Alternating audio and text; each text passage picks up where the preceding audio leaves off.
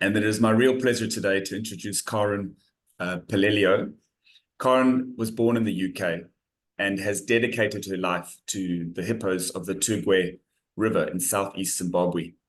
She founded the Turgwe Hippo Trust in the early 1990s and has since become an expert on hippo behavior, being called on BBC Wildlife magazine and other publications whenever a hippo question needs answering.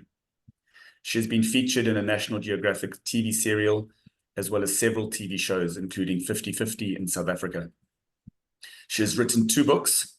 Her new book is called Hippos, A Mongoose and Me, Tales of Rescue and Survival in the Wilds of Africa, is the sequel to the popular A Hippo Story of Love.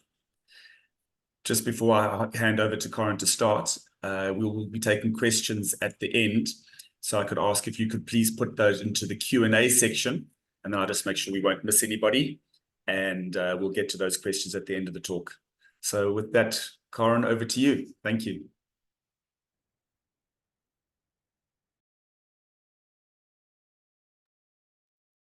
I think we might have lost Karen. She is deep in the bush and has the satellite dish in a cage. Karen, are you back?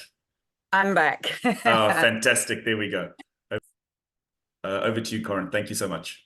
Thank you, Brett. Hello, everybody, and thank you very much for joining us today. As Brett very kindly said, I have written 2 books, and one is on the screen for you now, Hippos, A Mongoose and Me. But this presentation today is more about some of the amazing events that I've witnessed here while I've been working with the hippos and helping them through the last 3 decades. I have told the whole story of how this came about. So I think if you want to catch up on all of that, either buy the book or watch the Hippos, A Mongoose and Me with Straight Nature, the book launch, and that'll explain how this happened. The main thing is we moved here into the bush in the Lowveld back in 1990, and our nearest neighbors were a bunch of hippos, which was magic for me because I used to be a safari guide, and our nearest human neighbors were 19 kilometers away. So I spent the first year while my husband was being a geologist watching the hippos. And I discovered that they weren't like hippos I'd worked with in national parks as a safari guide. They actually were aggressive, which is not the case in national parks. And in fact, this particular female, Blackface, was not only aggressive, but she would come out of the water and charge me, which fascinated me because it wasn't normal behavior. And so I started to study their behavior, and that's how this all began. And then we were hit by a tremendous drought, which was going to kill not just the hippos, but all the wildlife in our area. And we've got elephants, the predators, we've got everything. So I approached our nearest neighbors, who were then the landlords of this area, and asked them what was going to happen. And they said, well, they've got to take their chance. They're wildlife. We've got cattle. It was a cattle ranching area then. So I intervened. I said, could I feed the hippos if it was possible? They said, ha, try. I did. I succeeded. And the end result was that the last 13 Turgwe hippos, I saved their lives by feeding in situ and by giving them water because the entire river dried up. But while all that was happening, which was a 10-month project, and I was physically feeding on the ground, obviously I learned a lot about their behavior, a lot more than when I was a safari guide. And I used to actually spend time up a tree watching them feed, their behavior with other animals and everything, including, as you can see later, with crocodiles. And this moved into me watching them on a behavior basis, but I wanted to continue to protect them. I had saved their lives, literally. 2 cows had conceived during the feeding project, but the animals themselves still needed help because of the situation of this area. It's a drought-prone area, and there are other issues. So I formed with the government, the Turgwe Hippo Trust in 1994, which would give us the status to protect these hippos and to move on from there and plan lots of ongoing projects. But the behavior side of it has always been very much part of the equation. I am not a scientist, I'm a naturalist. And I look at things in a different line to a scientist. My husband is a scientist, so I know full well how people think on a scientific basis, but I work from my heart and from what I'm doing for these animals. And it has been successful because over the last 3 decades, from the 13 original hippos, we've had 69 calves born. And a lot of them have dispersed to other river systems in the area, which is brilliant. And we've had the odd one come in. So on a genetic basis, we haven't got inbreeding, and we've restocked so many of the areas around us. But one of the most interesting behaviors initially was this: hippos and crocodiles. Now, most people think that a crocodile being a predator and a hippo being a herbivore, they're not really getting on with each other. I beg to differ. Over the years, I've seen this on a constant basis, where hippos are in close contact with a crocodile, whatever its size, from like a 3-footer to a 15, 16-foot crocodile. And not only are they very curious of the crocodile, but the crocodile itself takes no umbrage from the connection that the hippo has with the crocodile. And over the years, a lot of very amazing events have occurred where hippos actually groom crocodiles. They chew their tails, as you see in this photograph, and they continue to lick at the crocodile's tail. Now, it's not coincidental, because in like 3 decades, I've seen it over and over again. Normally, it is young hippos, either the calf or the juvenile. But in every circumstance, the crocodile is not objecting. It just lies there and it lets the hippo groom it. That's the only word I can use, because hippos groom each other. That's a normal hippo behavior, where one hippo will lick the hindquarters of another hippo. But in the case of crocodiles and hippos, that was, to me, a really amazing event. So, of course, I did a lot of Google searching, and it has been seen occasionally. But because I live here on a daily basis and study the hippos and work with the hippos daily, I've seen it on a very frequent basis. And there's no animosity. As you can see here, they sleep together. They mix together. And in fact, I've never actually seen in all these years a crocodile hunting a hippo. And I think the only times that a crocodile will actually go for a hippo is if it's a calf and it's injured and there's no mother to protect it, because a female hippo is a very protective mother. All mothers are protective, but a female hippo even more so. Or in the case of a wounded adult hippo that is basically dying, and then obviously the crocodiles are opportunists. They'll hang around until they can actually get at the animal and eat the meat. But as you can see here, there's crocodiles and hippos on a regular basis together. And it's something that I find absolutely amazing and very interesting. And of course, you do get a bit of humor as well. In this case, he just accidentally sat on this crocodile, and there was no objection again. And I mean, that little guy is a juvenile, probably weighs in at about 800 kgs, and no problems. Chewing the crocodile's tail. Eventually, even this crocodile had had enough and moved away to a quieter sunning area, away from the inquisitive mouth of 18-month-old Pavadoc.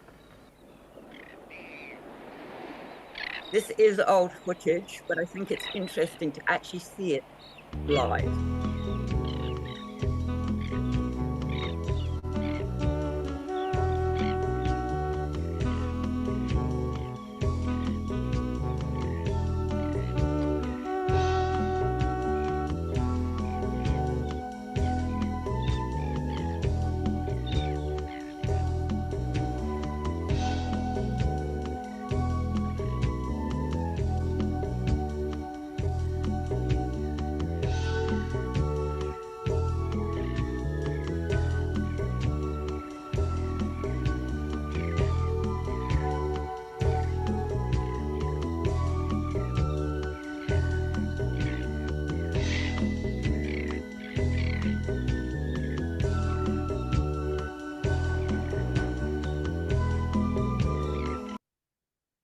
So we move away from the crocodiles and the hippos for a moment to look at something else that's also incredibly fascinating. My book, Hippos, a Mongoose and Me, is not just about hippos. It's about all the wildlife that we've had the pleasure of living with for 3 decades. And in the case of the baboons, we know that a lot of people see baboons as vermin, that they think of them as unpleasant visitors. And we can understand that if you live in a built-up area. Where we are extremely lucky, being in the bush with no physical neighbors, human neighbors, with no safari camps in the area, so that the baboons are not going to be a problem to the safari camp. Our baboons come and go as they please, and we've learned to live with them as opposed to they live with us. And we have over 80 chacma baboons that are with us every single day. They go out in the bush like all the wildlife around us. We're not fenced, but they come back in the evenings and they roost in the trees around our home. And in the mornings, they come for supplementary feeding. We feed some of the animals that come to our home because in the 2000s, this area, due to political problems at that stage in Zimbabwe, was what they called invaded, and people moved into the area to poach, and poaching became a normal pursuit. So for 8 years, 7, 8 years, we were having a lot of problems with poaching and with aggression and a lot of terrible things. That's in my first book, Hippo Love Story. But in the case of the baboons, they actually moved to us during that period because they were harassed where they were living by the people that were there. And in that case, the people were attacking them. So the baboons came to us and found it much nicer being at our home where they didn't get attacked or hurt. And we got to study them and watch them. And in fact, probably my husband knows them better even than myself, because I do tend to concentrate on the hippos. But in this baboon's case, her name, we called her Roxy. As you can see, she's holding rocks in her hands. But she doesn't just hold these rocks. She actually collects them. And this began way back, I can't even remember, maybe 7 years ago. And she would be collecting rocks and carrying the rocks up trees, as you can see here. And of course, we made jokes about her copying Jean Auger, who is a geologist. And we were fascinated. Why was she collecting these rocks? But then she started to teach it to other baboons. And her brother started picking up rocks. And then even other males, other young ones, even little ones, tiny babies like this guy, but he kind of bit off more than he could chew. That rock was far too big for him. And it has become a standard practice here now. We live in an area where there are koppies and there are a lot of rocks in our area, and all the baboons collect them. And they actually have got to the stage where, which really fascinates us, they will pick up a selection of rocks and put them in a long line. It is identically spaced. Each rock is identical spacing between the other rock. And then they'll do that on a regular basis. So you'll walk around our property and you'll find lines of rocks equally spaced amongst each other. Now, for the life of me, I have no idea why they're doing this. And they carry their rocks with them, like a pet rock, basically. And it hasn't stopped, and it's escalated. So we probably now have about 25 juvenile baboons carrying little rocks. I'll show you now a little video clip of Roxy way back when. Yeah, I see she's got the rock on the ground there. And she plays with it, rolls it around. And she's been doing this for weeks. Wherever you see her in the bush, she's got her rocks. It's so sweet. No idea why, but she's our rock collector. And she's progressed actually. It used to be 1, maybe 2. I think she's actually got 3 today. Maybe she's a budding geologist.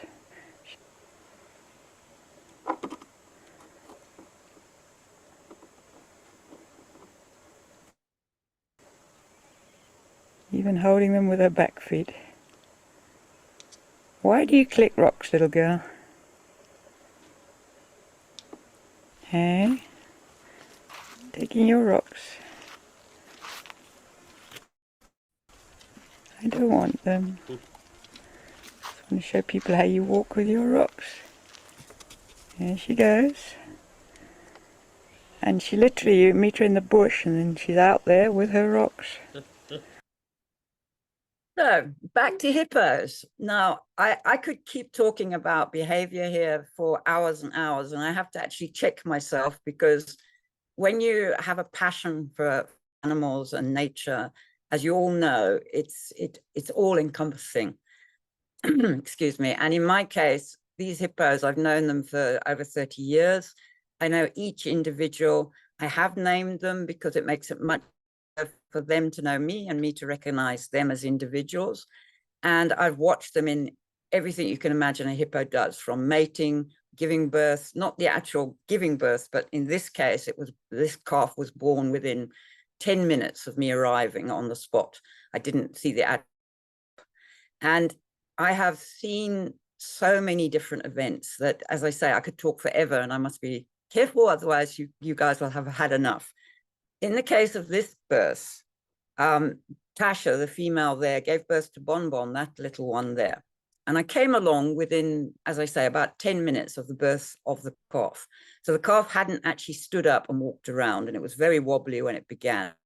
I'm going to show you a video clip now, which, to my knowledge, nobody has ever witnessed before what I then saw. And I really believe it is a common occurrence. I do not think it was a one-off, for the simple reason of how the incident played out. But let me just show you now what actually happened. And I'll try and show you with my mouse certain things in case you miss it on the screen. So let's have a look.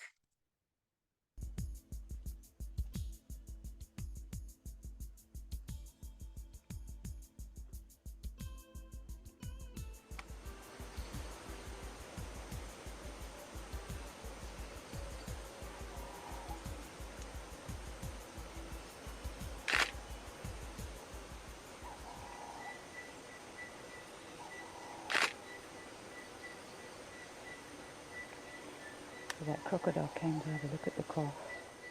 I'm not sure what the croc's hanging around for, if he's just curious, he's after the afterbirth, or if he's even taking his chance at trying to grab the baby, but I don't think so. He's quite a small crocodile. I think it's a question of being curious. The afterbirth is just coming out now. See the white sort of sack at the back side of her. I think that's what the croc wants. Yeah, you see the croc has got the afterbirth, look at that. See, he's pulling it. That's what he's been waiting for, is the afterbirth.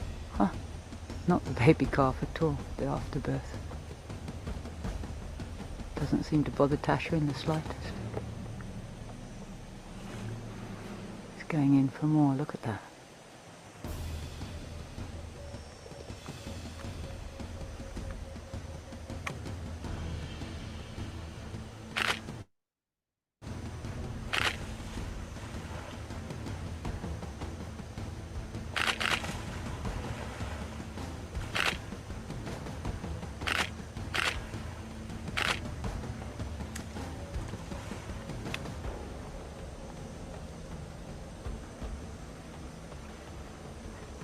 You see, they help each other. They exist like this in nature.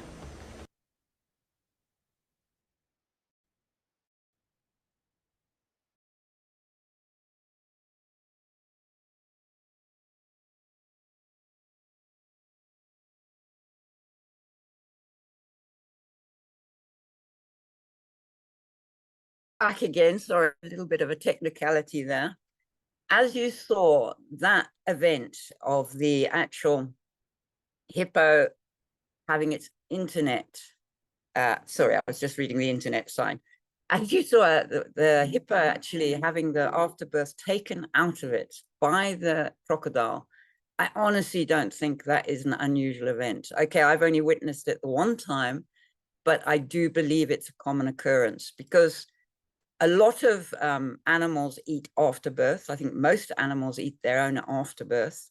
I think even some humans do.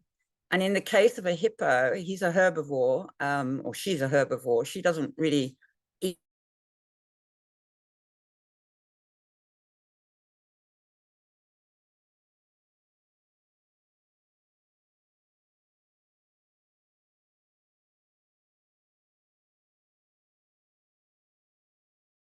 birth and then eating her after birth. But I showed that at my book launch in Zimbabwe, and a few people, it was a little bit squeamish for them.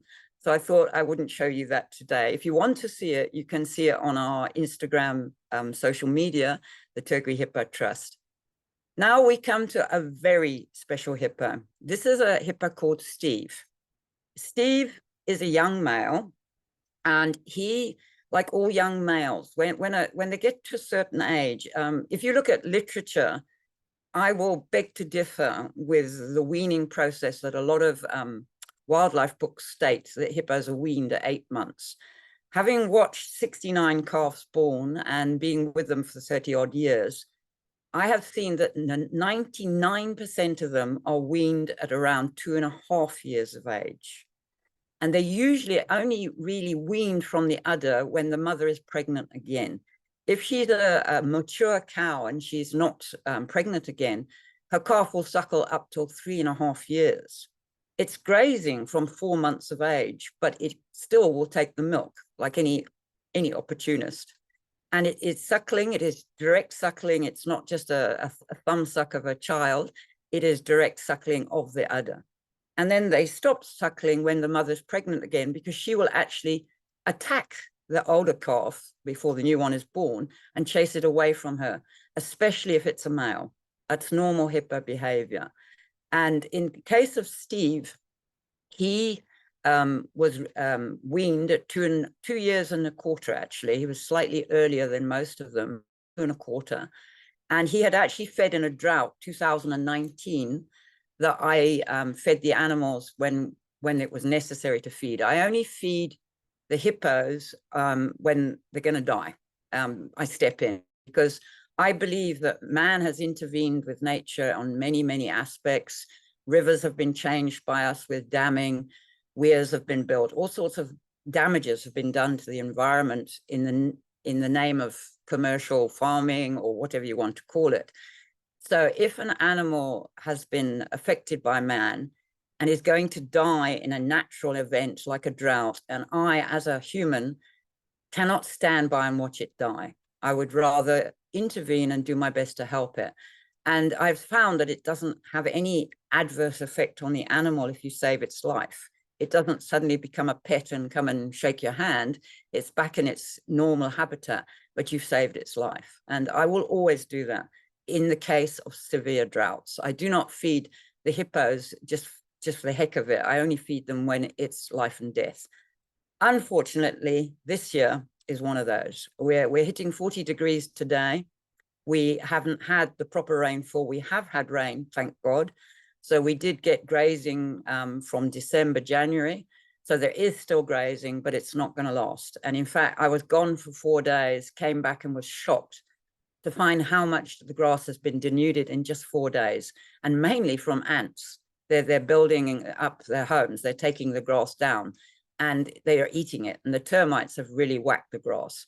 So I'm going to be feeding probably from April or May, but probably mid-April. And I will feed through till November or December, where I physically feed on the ground and will save, hopefully, all of the hippos' lives. There's 18 at the moment, and probably a couple of hundred, maybe 300 other wild animals.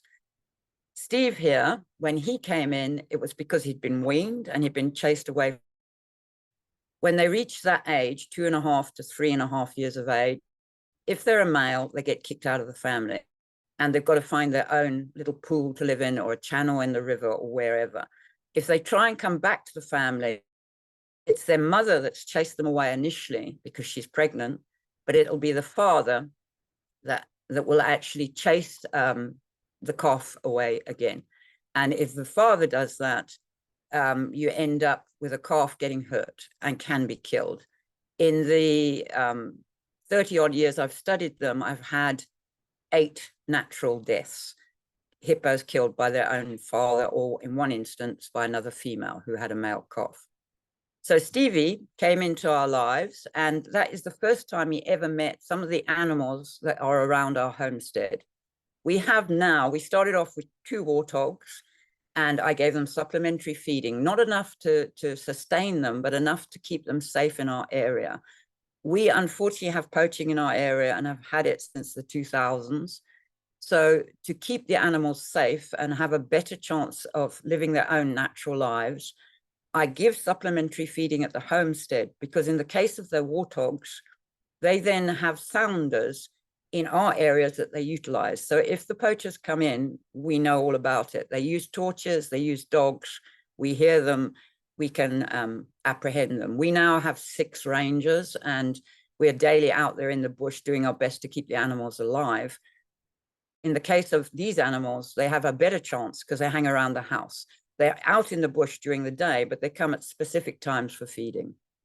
And as you see, the baboons are the same. Now, this is another part of behavior that I'm sure all of you have noticed when you're in the bush, when you're in a national park, wherever you are in your own garden with the animals.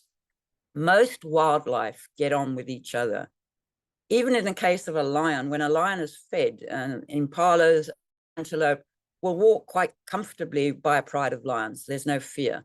They instinctively know that the lion is not in a hunting mood and they can be safe.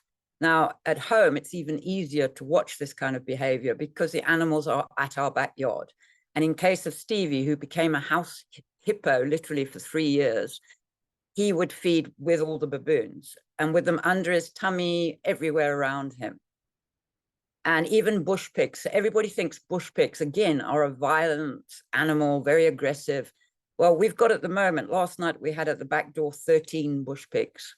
They're completely wild. All the animals with us are completely wild, but they come for their tidbits and they're safe. They are safe with us, especially nocturnal animals, because most poaching is done at night. So if the bush pigs are at our house, they're not out there in the bush and could bump into these guys with torches and dogs. So they've got more chance of staying alive, and they're breeding beautifully, which is a good sign that they're having a good time and they're okay.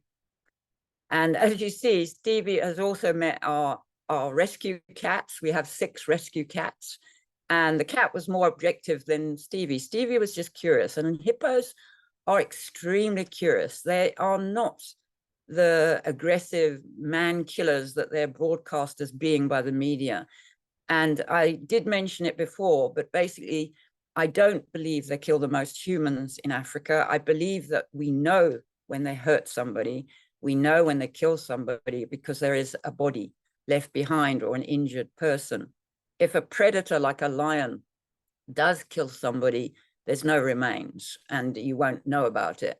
If an elephant kill somebody, again, there's not much left to recognize as a human because they remove parts of the body away. So in the case of a hippo, he's a one-bite animal unless you're attacking him back. And if a hippo bites you, it's usually in defense. He's trying to get back in the river. He's trying to get away from the human, or he's being attacked by a human, or with rocks. I've watched people throwing rocks at hippos, catapulting hippos. If you do that to an animal that can be aggressive, if provoked, of course, eventually it will be. And if you maybe had a few too many drinks and you bump into a hippo at night, he is going to be defensive. She is. It's just a natural reaction. All of us would do that if we were bumped into in the middle of the night. It's a normal reaction. Now, this is unbelievable. I knew that hippos sweated, as they say, blood, but I knew it wasn't blood, but I'd never seen it close up. Having Steve right at our back door, I've had the privilege and honor not only to see this blood sweat, as it's called, but actually touch it, not on Steve, but afterwards. Now, if you look at the pictures here, it does look like blood, but I can promise you it is not. It's a sort of gel. It feels like gel. And it starts off pink like that, and it actually turns brown very quickly. When it drops onto that concrete floor there, and Stevie has moved away from the back door, I've gone outside and picked up the gel and put it on my body, because I'm a great believer in touch and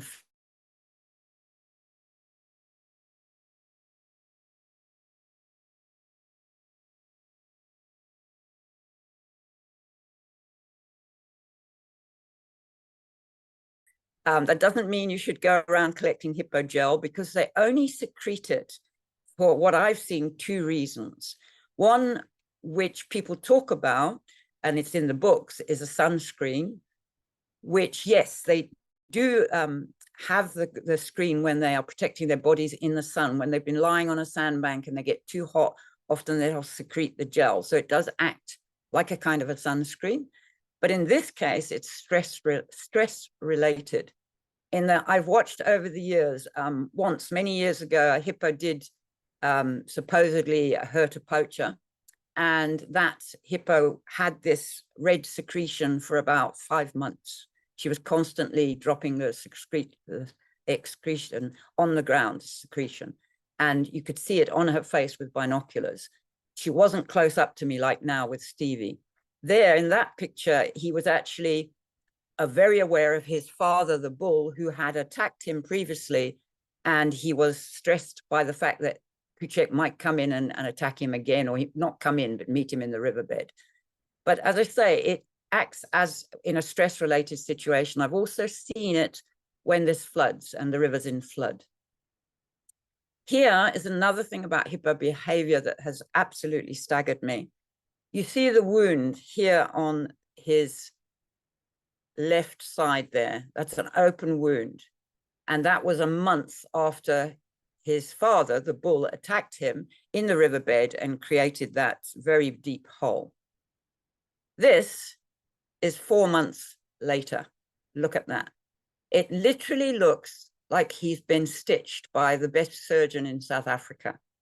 And I have seen this time and time and time again with wildlife, where they look severely hurt, severely damaged. I've heard people say things like, oh, we've got to put it out of its misery, let's shoot it. It's not necessary. 90% of wild animals heal tremendously well. And here we see Steve live in, oh.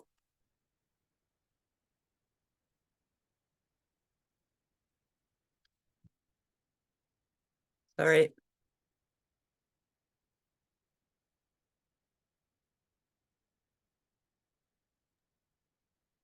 Sorry, technical difficulty. I'm in the bush.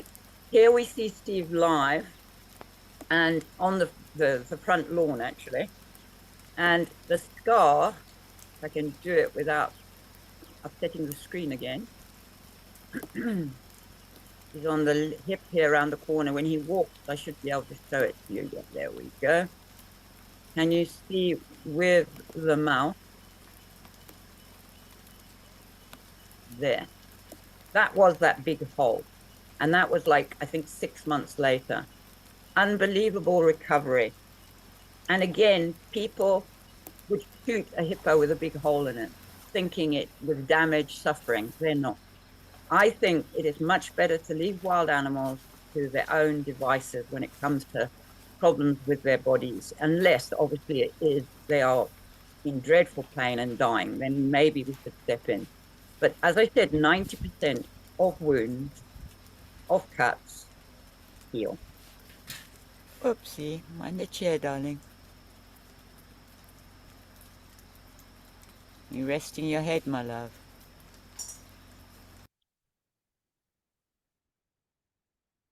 And yes, I am very affectionate to the animals here because I'm not a scientist. I'm not doing this and working here for myself. This is not a business. That is not for me to get a degree. I am here to help animals. And that's the only reason I live my life here. I don't, as I say, feed on a regular basis. And in fact, when the elephants come, it's a problem because they move in and they chase everybody else away. It's understandable because they want to feed and they've got calves like in this incident, but they can browse, whilst the hippo is a pure grazer. And most of the animals that feed at my feeding stations during a drought are grazers. So when the ellies are there, we have to take our luck. You can't just drive in and push them away. And this area, which is now known as the Savi Valley Conservancy, has theoretically about 1,000 elephants. In our area, the most we see is about 100 in a herd, and that's a lot of ellies. So if they move onto my feeding stations, there's not much I can do. I adore elephants. I love every single animal, and I say love, and I mean love, because I'm doing what I do here. This study, the behavior study, obviously is factual. And because I have a scientific husband, I've got lots and lots of things recorded over the years with graphs, etc. But what I'm doing is from my heart for the sake of the wildlife. And I'm very honored that I live this life. This was an event that just blew me away. I've never seen this before. Elephants all sleeping together in a hobble, in a heap, sorry. That's the first time for me. Today's the first cool day after so many days of heat. And they must be exhausted. We had a little bit of rain last night. I still can't believe that they sleep like this. Incredible. And then I'm going to quickly move on because I don't want you guys to get too exhausted by hearing my voice. This is squiggle mongoose. Those elephants before, as you saw, were sleeping. When I bumped into them in the bush there, I actually thought they'd been killed. I was absolutely in shock. And then I realized they were all sleeping quite happily and breathing. And the two sentries there were just standing watching them. And they slept like that for, I think it was, I was there an hour and 20 minutes. And then eventually they started to get up. This little guy is a slender mongoose. She, Squiggle, was the love of my life. People think I work with animals because I'm a female and it's a maternal thing. It's anything but that. I have had an affection and a need to be with animals since I basically came out of the womb.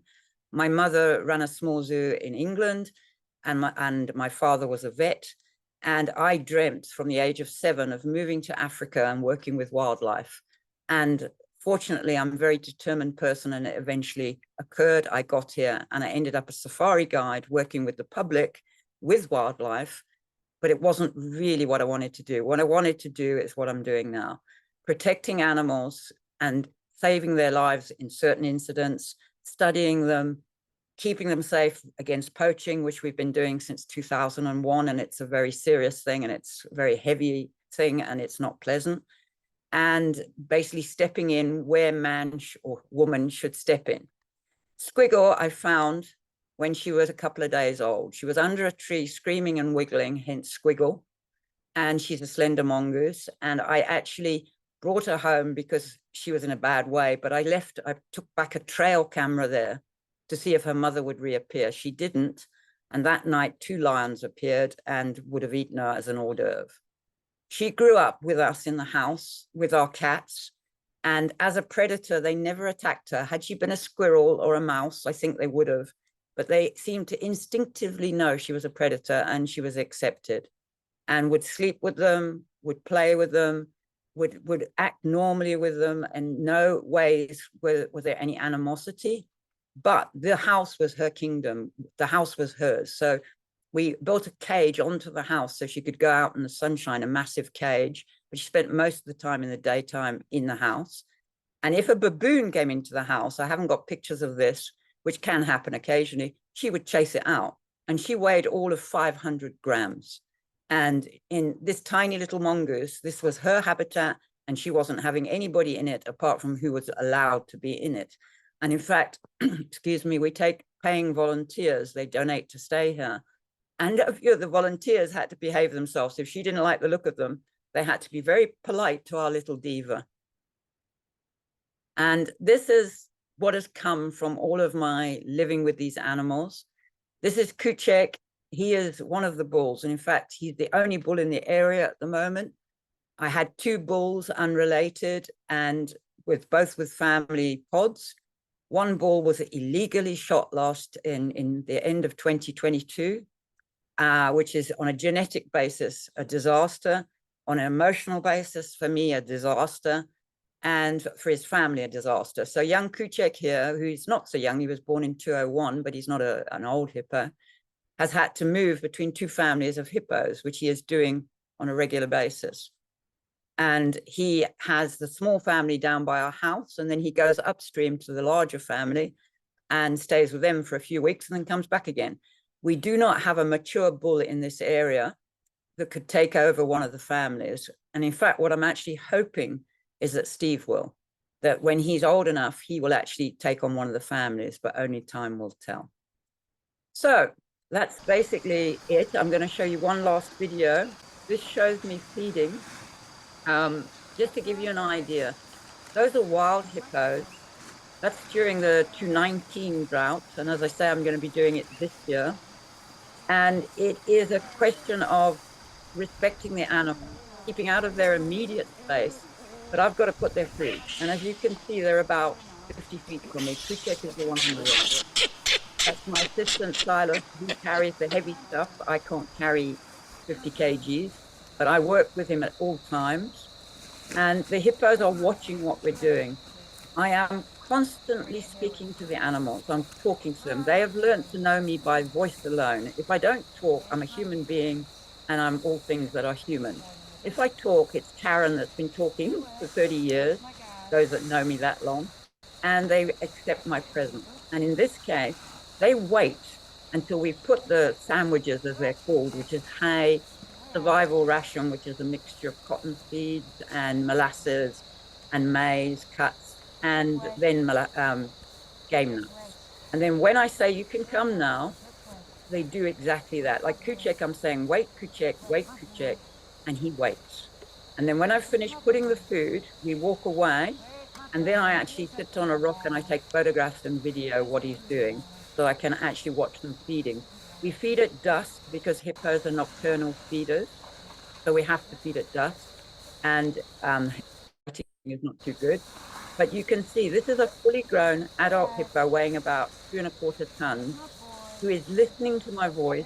As you see, he'll put his head on the rock sometimes and just rest until the food is ready, and then he walks in. There's no fencing, there's nothing. And I watch his behavior, obviously, but at no time has he ever, in the 5 times and soon to be 6 times that I've fed these animals, attacked me. And he could easily, if he wanted to, but they're not stupid. Animals know when you're helping them. Animals know when you're not going to hurt them. Now watch this.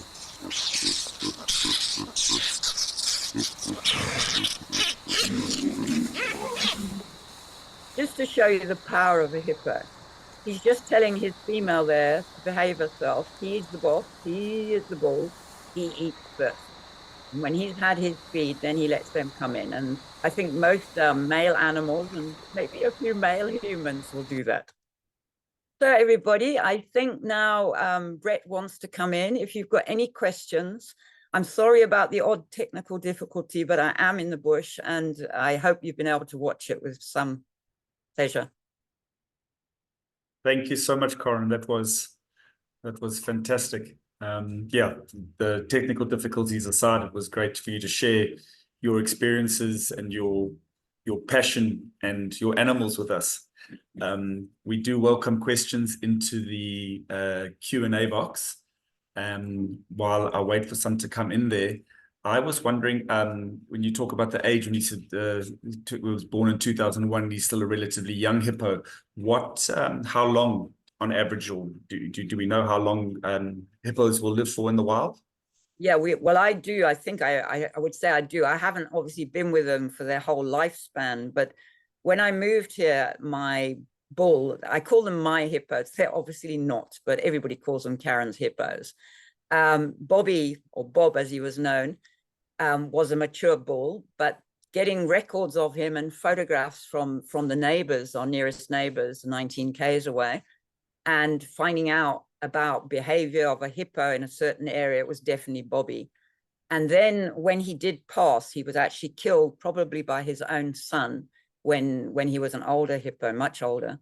I managed to age his teeth. A friend gave me a study on aging teeth, and there's graphs and it shows you the dentine and what you can look at to see how old the animal is.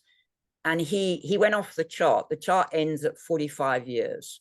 And so I guesstimate he was around 47, because in captivity in a zoo, which obviously I have found out from zoos what their hippo lifespans are, the oldest hippo was 60 years, but on average it's around 50. And don't forget, a zoo animal is in captivity. When his molars pack up and he can't chew properly, he will be given soft fodder and he'll be given food to keep him going. Whilst in the wild, that's not the case. So normally a hippo will eventually, an older hippo, if he's not killed by his own relatives or another bull, if he's a bull, will die from starvation. But that is the case with many animals, and it's a kind of natural death in a sense. Wow. So good long life.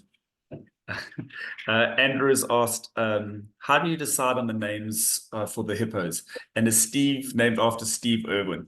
And thank you very much for a very interesting talk. Thanks, Andrew. Thank you so much, Andrew, and thank you from I think it's the same Andrew from coming online at 3:30 in the morning from Canada. Wow, that's amazing. Their names is raffles in most of them. Some are the staff. Some of my staff have named hippos because I think they should be as much involved as I am. And one guy named one of the females Tasha because she was born in a flood, a very bad flood in 2000, and she was born on January the 1st. So it was a cyclone, actually. So it makes me remember 2000, January the 1st cyclone. So Tasha was named like that, and it's a local African dialect name. A lot of them, like Steve, no, he was not named after Steve Irwin. He was actually named after a gentleman by the name of Steve Gordon. And it was another lady that entered the raffle, won, and she wanted to name Steve after Steve Gordon.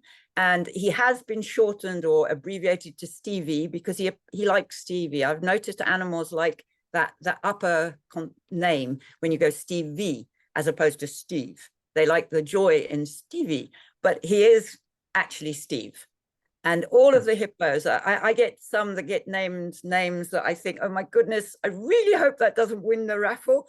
And we draw the raffle, not myself personally, either a member of staff or my husband, occasionally me. But we're fair, you know, if we get a name that we don't like, it's still the name for the hippo. That's how it works. Right. Sue Oxborough has gone, what I'm not clear about is what they each get out of the grooming. And oh, bravo, girl. Well done. So I'm not sure. You were saying that you're still not sure exactly what either party gets from it either. Okay, I don't know, Sue, obviously, because I haven't been able to find that out, but I'm assuming through watching it on a constant basis, in the sense of the croc and the hippo, and funnily enough, when the hippo's grooming each other, it's always in the hindquarter areas. Now, as you probably know, when a hippo defecates, especially the males, but females will do it as well, they shake their tail sideways rapidly, and the dung is spread all over an object. In the case of a bull, onto a tree, onto a rock. In the case of a female, the same sort of situation. And usually, funnily enough, it's the dominant female that sprays her dung. And often when the bull is away, bulls push off sometimes to get away from the females, a bit like humans. But in the case of the dung spattering, a lot of it goes back on the animal's bottom, on top of the bottom, on top of the hide.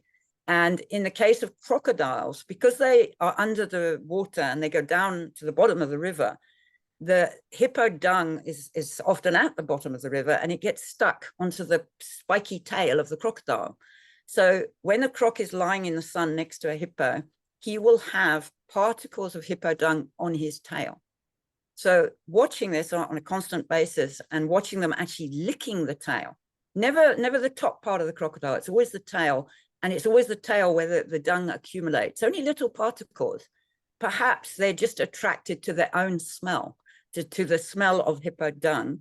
But then why do they do that? And I have watched them, I didn't show you today, but they eat hippo dung.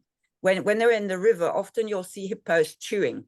And if you put your binos on his face and watch, he's got dung in his mouth and he'll go down to the bottom of the river or down, pick up a lump of dung, which is in the bottom of the river or floating around, and come up and chew it.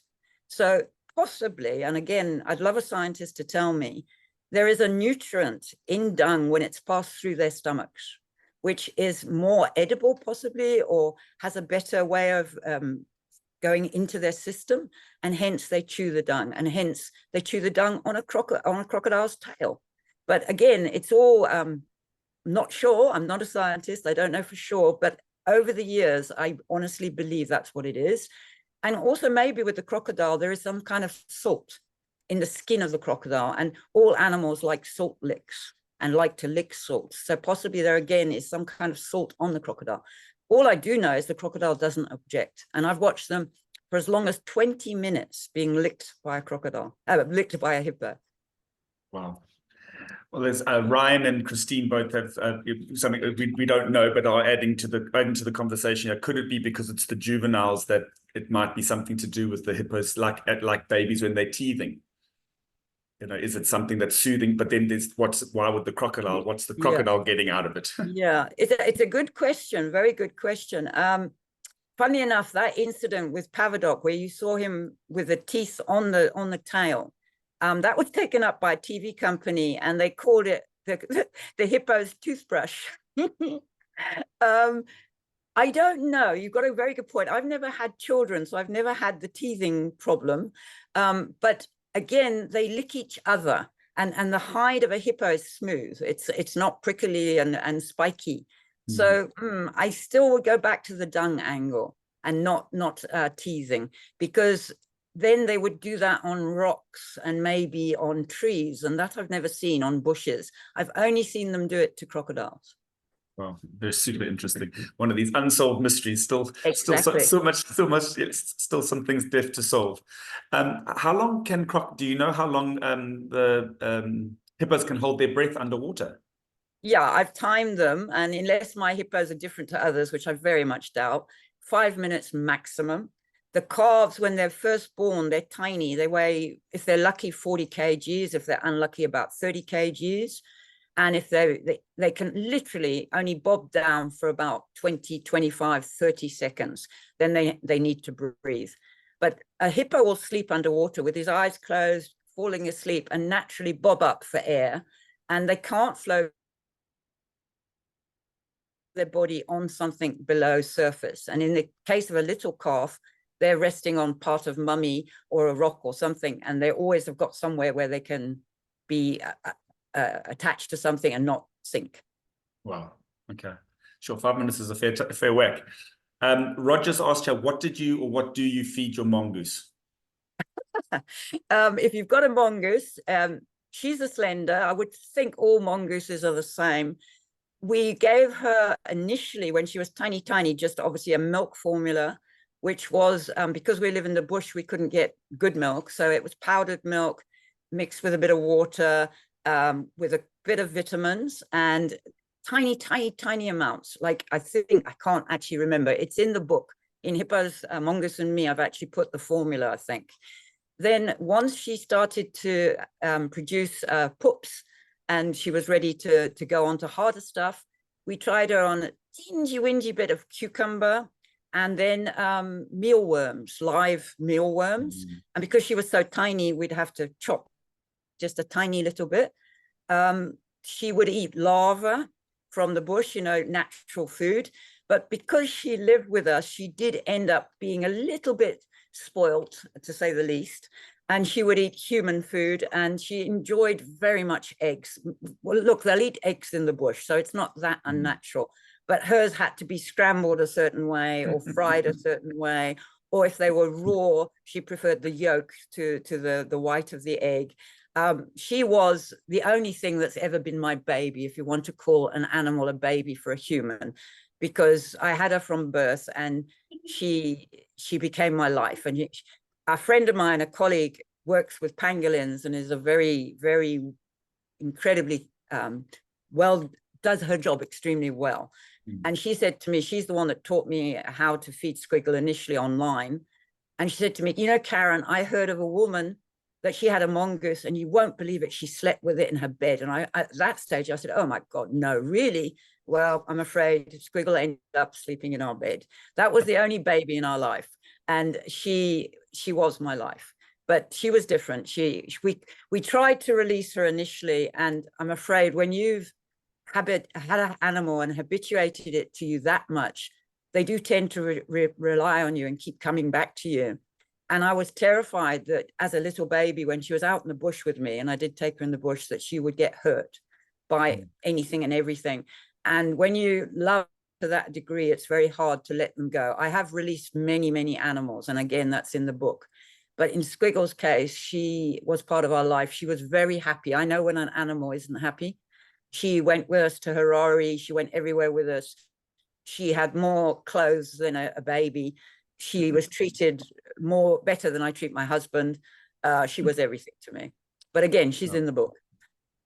Lucky mongoose. I think before we let you go, I think a question that would be great for everybody to answer would, how can people, if they want to, how do we support the Turgwe Hippo Trust and the hippos and other wildlife that you're involved in? What can people do to help? So much, so much. I am the one and only fundraiser, but I have lots of lovely people that every now and again step in and they do something, crowdfunding, they do a GoFundMe, they climb a mountain, they do dog walking, they help older people that need help by taking them a companion animal. A little girl walked around a field for Zimbabwe and walked so many kilometers to raise funds for the hippo. You can do any of that and all of that. And if you go to our website, savethehippos.info, or you go to our Instagram or social Facebook, which are both the Turgwe Hippo Trust, you'll see when I'm advertising for help. I am now. We have an appeal going out this month because I'm going to have to feed. And I know a lot of people don't approve of feeding animals, but in this case, if I don't, these animals are going to die. Some of these hippos are going to die. Hippos are an endangered animal. Everybody talks about the elephants. Everybody talks about the other animals. Hippos should be on Appendix 1 with CITES because there are less hippos in Africa than elephants. And we've got a problem for our eddies. But we've got a major problem for hippos because their habitats have shrunk and shrunk and shrunk. And wherever there are people, wherever there is water, which is what hippos need to live in, sadly, there's usually people.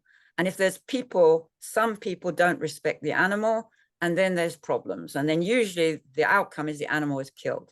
Whereas in the case of hippos in national parks, they've got the last sort of safeguard for them, but they still have droughts and hippos die in droughts. So here, where I can step in and help them and keep them alive, I will do it till I'm dead. And then hopefully someone will take over from me.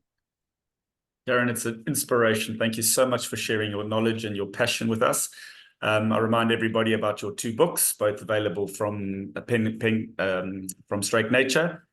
And it's just one last time to say thank you so much. Thank you for everybody for joining us. And we look forward to seeing you all in a month's time for our next talk.